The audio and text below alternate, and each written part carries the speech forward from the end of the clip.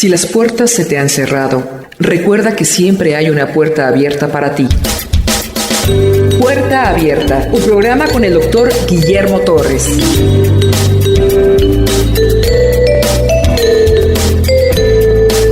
Capítulo 15 de la Confesión de Fe de Londres, Confesión de Fe Bautista, como título: de arrepentimiento para vida y salvación. ¿Acaso hay un arrepentimiento que no es para vida y salvación? Sí lo hay. ¿Qué es lo que el cristiano experimenta cuando se arrepiente y entonces se convierte al cristianismo? Hay una palabra, metanoia, meta más allá y nous mente, más allá de la mente. Esto era lo que experimentaban los cristianos primitivos cuando se convertían al Señor. Dice los historiadores que esos llamados cristianos experimentaban una profunda metanoia, un cambio total en esencia, ser, sustancia. La Biblia le llama regeneración, nacer de nuevo, hombre nuevo, nueva criatura. Esa es la metanoia. No es un término bíblico, pero es el término que se le dio. Vemos que el cristiano se arrepiente un día. Iba caminando para la izquierda, que es la metanoia, que es el arrepentimiento. Ahora camino hacia la derecha, en sentido totalmente opuesto para donde yo iba. Ahora comienzo un nuevo camino, un camino angosto, sinuoso. En ocasiones me he caído y me he lastimado, pero la Biblia ha cumplido su palabra y dice que si el justo cayere 7 veces, 7 veces se levantará. Así precariamente caído, como un paralítico, como un cojo caminando, pero en dirección opuesta a la otra dirección donde yo caminaba velozmente. Y ahora se experimentó una profunda metanoia, un arrepentimiento.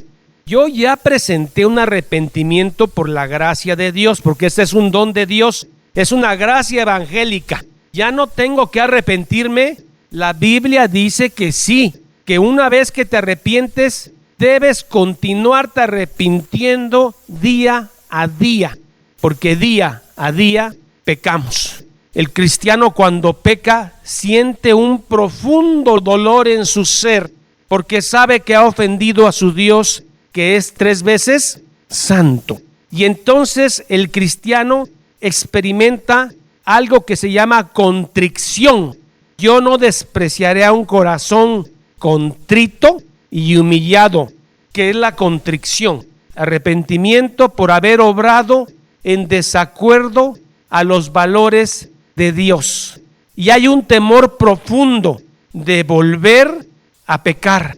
Eso solo lo experimenta el verdadero creyente. ¿Hay otro tipo de arrepentimiento? Sí, hay un término que se llama atricción, que es el que experimenta un no creyente o un falso creyente, que es la atricción. Remordimiento causado por un temor al castigo o a la pérdida de bendición. La atricción no es un dolor por haber ofendido al que es 3 veces santo. Es un temor porque tu pecado se ha descubierto y vas a tener que pagar las consecuencias de tu pecado. Es como el caso de un hombre que es caído en adulterio, un hombre que asiste a una iglesia y de pronto se sucede que se descubrió el pastel y el hombre era adúltero. Y entonces usted entra en consejería con este hermano. ¿Y eso por qué sucedió? Ya ve cómo están las cosas en este tiempo. Luego las oficinas, cuántas mujeres que hay, todos hacen eso, pues uno también. Y te das cuenta que este hombre no está contrito, tiene atricción, está preocupado porque a lo mejor pierda a su esposa y a sus hijos. Está preocupado porque a lo mejor el marido del otro lo puede atacar. Está preocupado por las consecuencias que puede tener su conducta, pero no está contrito. Judas Iscariote, después de haber vendido al maestro, él tiene una atricción, un remordimiento profundo, porque sabía que no iba a heredar el reino ni tenía capacidad para arrepentirse. Y entonces regresa a las monedas, no en arrepentimiento, en remordimiento. Regresa y se mata, pero no había una contrición. Es diferente. Una atracción lo puede tener hasta un no creyente. Un no creyente dice: tengo un carácter terrible, tanto que ya me está generando problemas en el trabajo. Ya no vendo lo que vendo. Voy a cambiar porque esto me está trayendo problemas. Y cambia porque tiene una atracción, pero no una contrición. Quiero cambiar porque sé que ofendo a mi Dios con esto. La atracción la puede tener hasta un no creyente. Dice: me conviene cambiar. Deja las drogas, pero no por un temor a Dios, sino porque sabe que si sigue drogándose o sigue tomando, se lo va a llevar pifas. Y entonces deja el alcohol, no por un temor a Dios, sino porque inteligente sabe que no le conviene seguir tomando. Veamos un caso de contrición. El rey David había pecado, había adulterado, se había metido con una mujer casada, Betsabé. No solo eso, cuando el esposo de Betsabé no quiere tener intimidad con ella para achacarle, como ella ya estaba embarazada, entonces David lo manda a matar, Urías Eteo. Después de esto, una vez que muere este inocente Urías, David se quedó callado unos años. Después él confiesa en un salmo, dice: mientras callé, mis huesos se envejecieron. Y en el Salmo 51 dice: devuélveme el gozo de la salvación. Una mañana David estaba ejerciendo juicios como rey, y de repente viene el profeta Natán y le dice: había un hombre que tenía muchos borreguitos. Llegó un hombre del camino y este hombre quiso ofrecerle una cena. Le quita el único borreguito al vecino, lo mata y le da de comer al visitante. ¿Qué merece este hombre, David? Y dice que David enrojeció su rostro, golpeó la mesa y dice: ese hombre debe morir. Y entonces el profeta Natán, entre ceja y ceja, le dice: ese hombre eres tú. David, en lugar de decir: ah, caray, me descubrieron, que no se entere el pueblo, por favor. O como dijo Saúl: hónrame delante de los hombres. David cae de rodillas y empieza a llorar. En pecado me concibió mi madre. Lávame y lávame más de mi maldad. Un corazón contrito y humillado.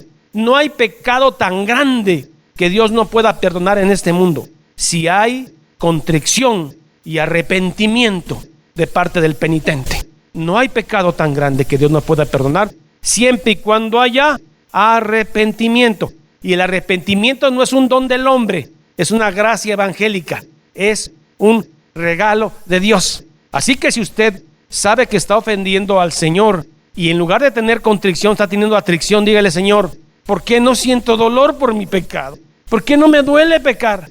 Pon en mí ese peso del pecado. Porque Jesús dijo en el Sermón del Monte: bienaventurados los que lloran, porque ellos serán consolados. ¿Todo el mundo llora? La pregunta es: ¿todo el mundo va a ser consolado?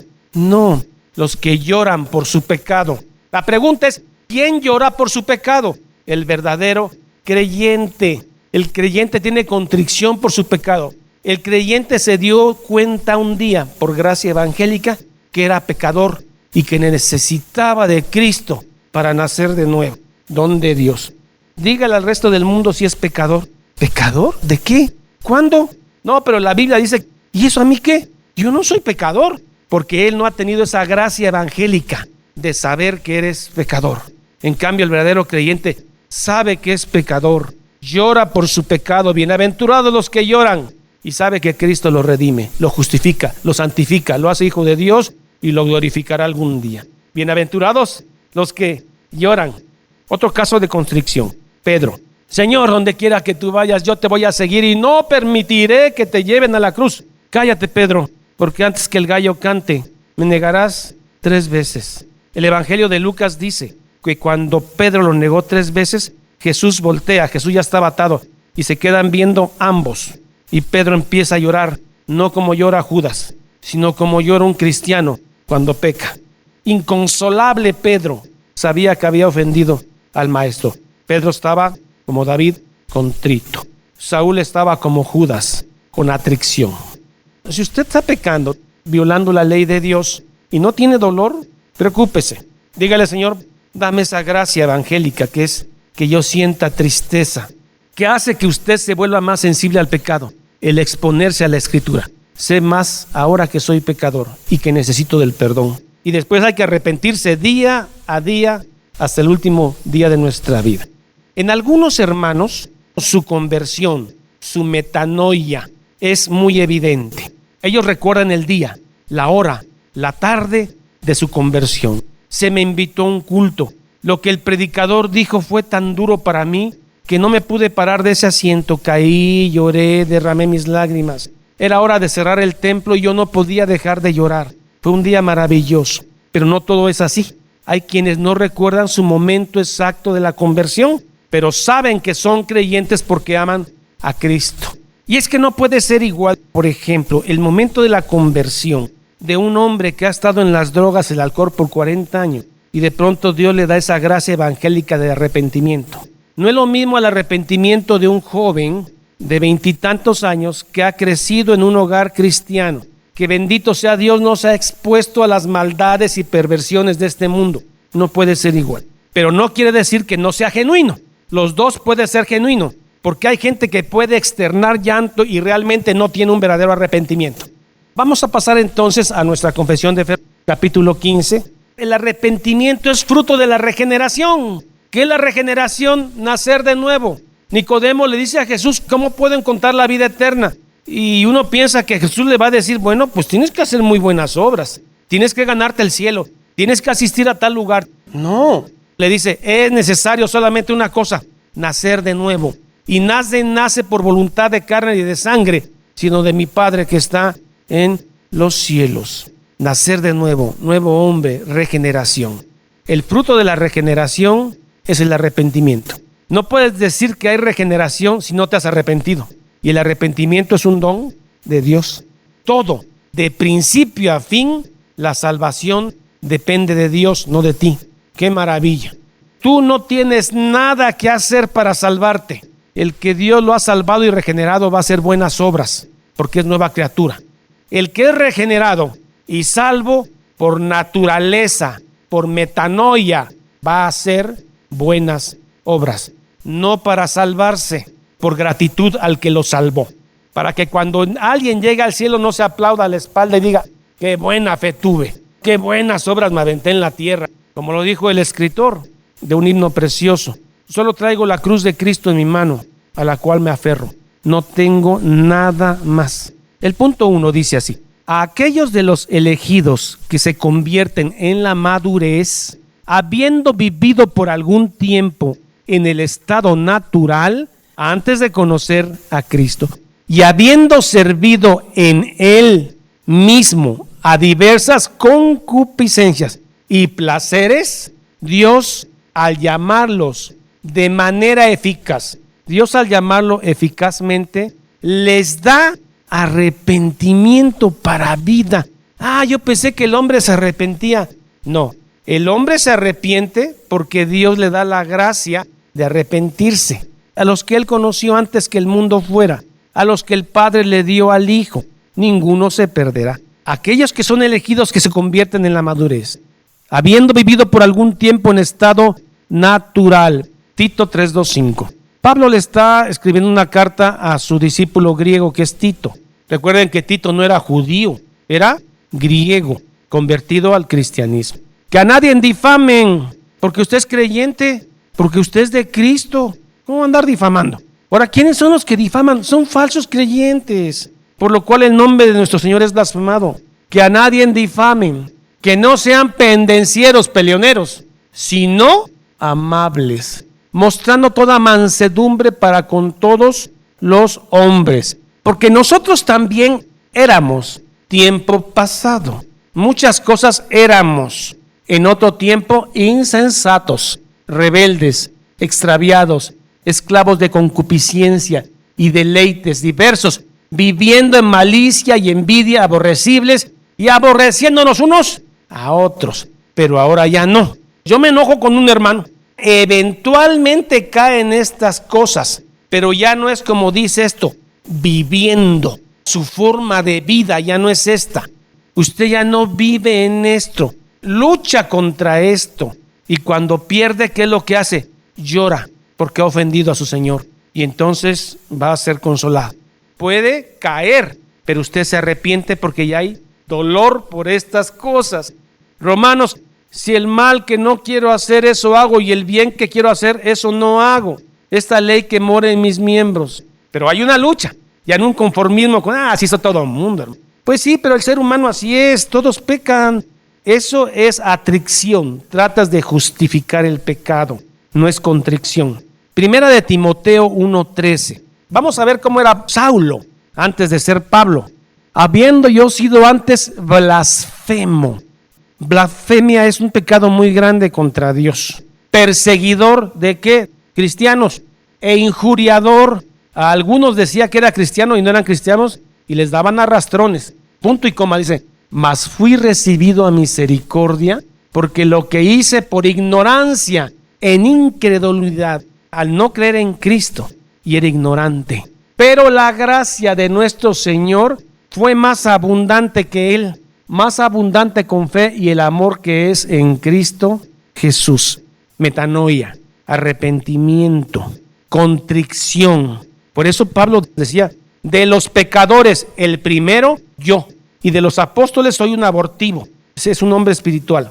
Yo soy el primer pecador. Ahora justificado por la sangre de Cristo.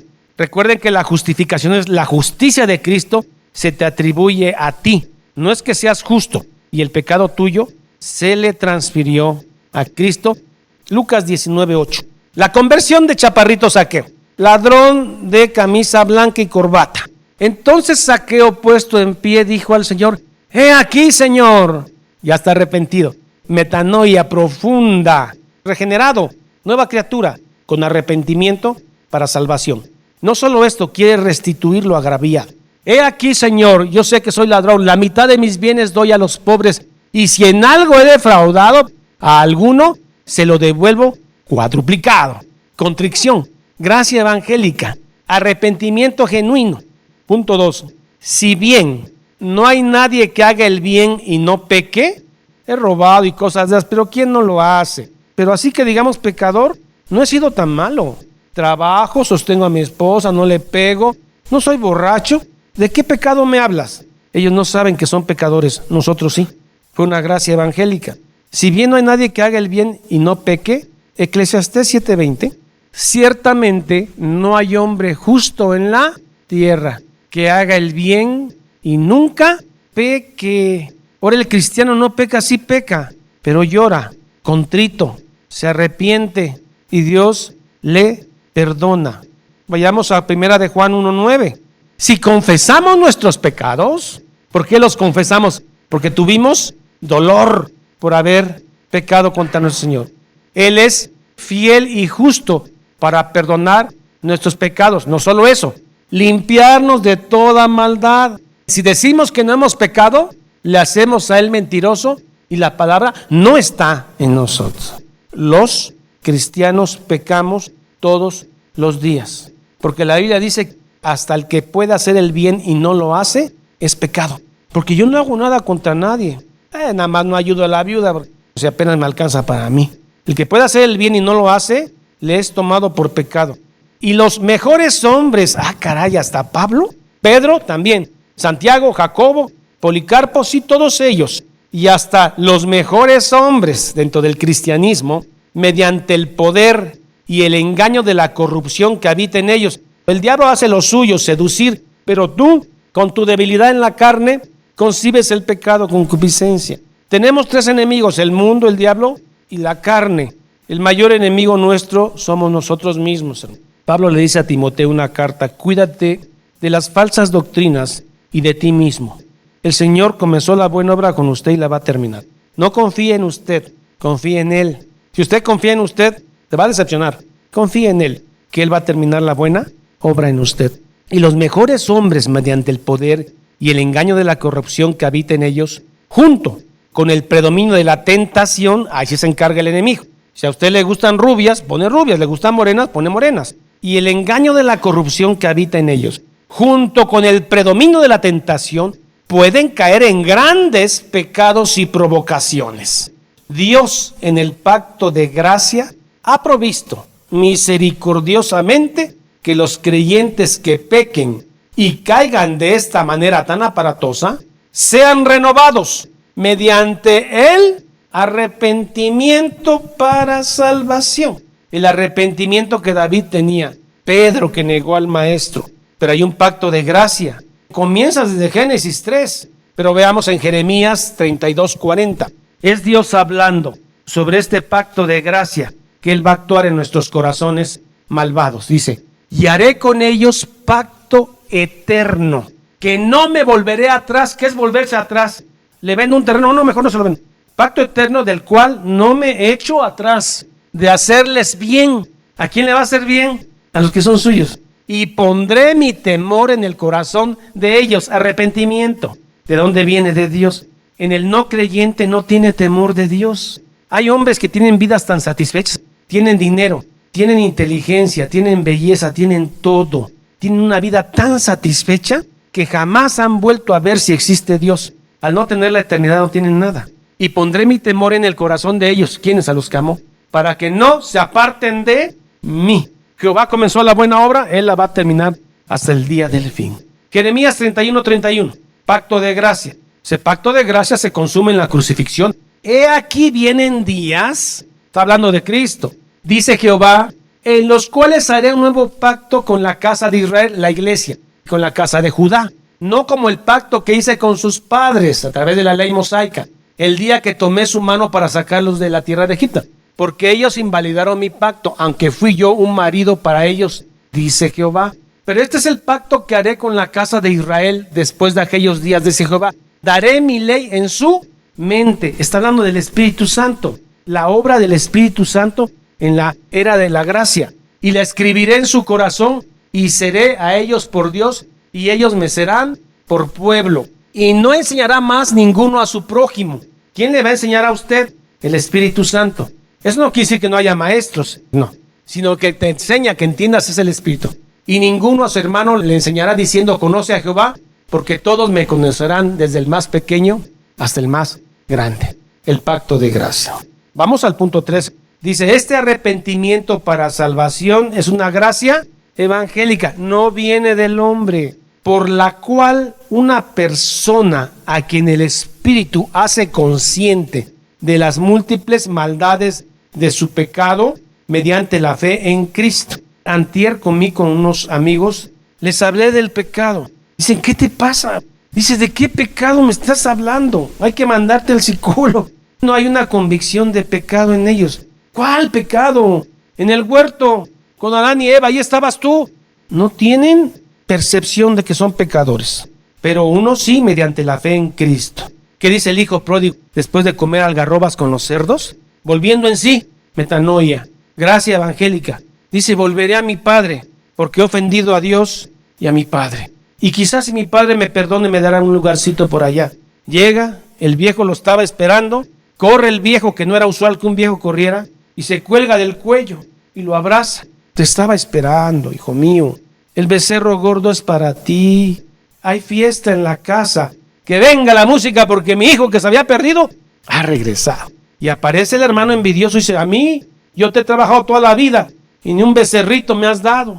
Y llega este que se gastó el dinero con mujeres. Dice, tú lo has tenido siempre. Ese hermano son los judíos. El hijo pródigo es la iglesia. Los judíos se sintieron molestos. Bueno, dice, mediante la fe en Cristo, se humilla por él, por el arrepentimiento, con una tristeza que es según Dios, abominación de él. Se empieza a abominar y a aborrecer él mismo, porque es pecador, orando por el perdón y las fuerzas que proceden de la gracia. Cuando te das cuenta que eres pecador, vienen a tu rostro lágrimas. Señor, yo, siendo de los más viles, me escoges para conocer esta gracia, saber que tú eres Dios. Antes era yo tu enemigo, siempre estaba en contra de todo lo que era evangelio, y ahora creo en eso. ¿Qué pasó? Metanoia. Vayamos a 2 de Corintios 7:10, que en realidad es la tercera. Pero en la primera carta de Corintios, que es la segunda, porque la primera se perdió.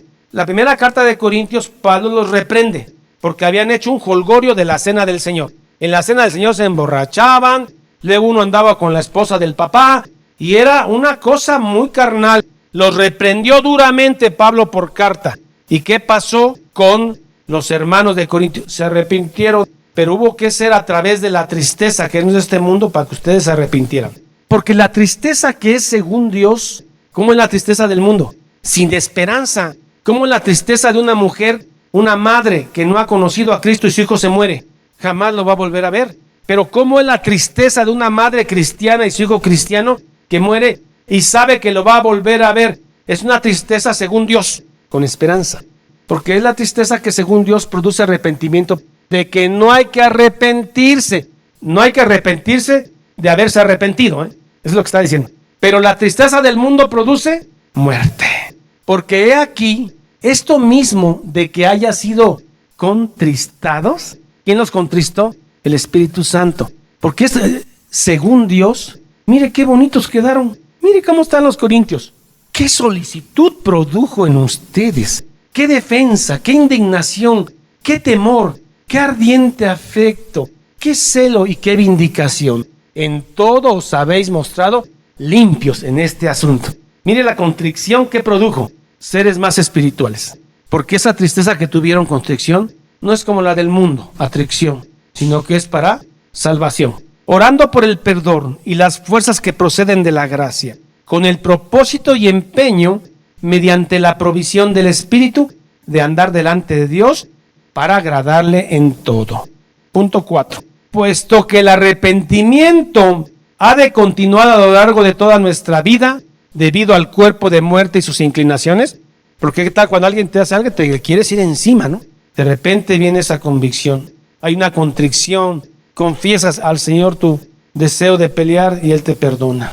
Es por tanto el deber de cada hombre arrepentirse específicamente de los pecados concretos que conozca y alejarse de ellos.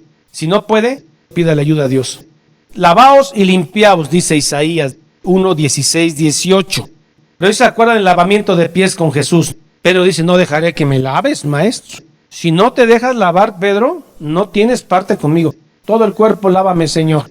Jesús le dice a Pedro, ustedes ya están limpios. Solo tienen que lavarse los pies. Ya están justificados. Solo tienen que hacer el bien.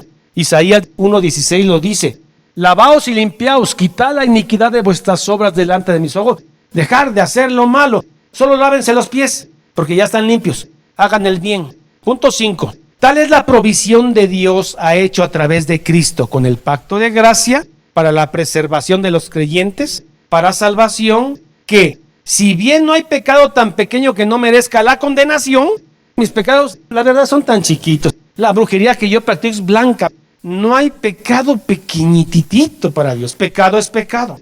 Si bien no hay pecado tan pequeño que no merezca la condenación, así también no hay, sin embargo, pecado tan grande que acarree condenación a aquellos que se arrepienten. Lo que David hizo fue terrible.